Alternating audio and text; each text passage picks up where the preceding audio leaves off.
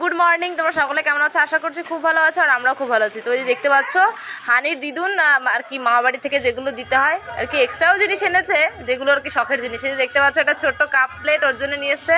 আজকে সোনা মানে প্রথমবার ভাত খাবে, দুধ ভাত। তো এই যে প্রথমে একটা কুলো নিয়ে এসছে, এটা হচ্ছে চাই কাপ প্লেট।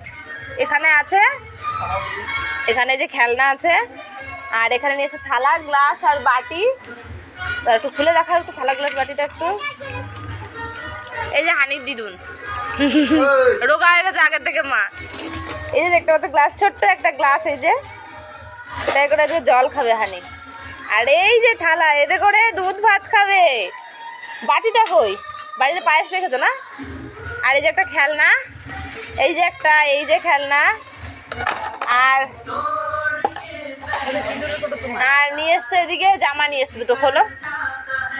এই যে একটা জামা দিদুন এটা নিয়ে এসছে, আর এটা পাঠিয়েছে ওর আরেকটা দিদুন আর কি পুরী গেছিল, তখন কিনে রেখেছিল, কিন্তু একটু বড় সাইজ। তো আমি বলেছিলাম একটু পরে পরে নিয়ে আসো, কারণ কি ও এখন তো পড়তেও পারতো না, তখন ছোট ছিল, এখন আর কি পড়তে পারবে।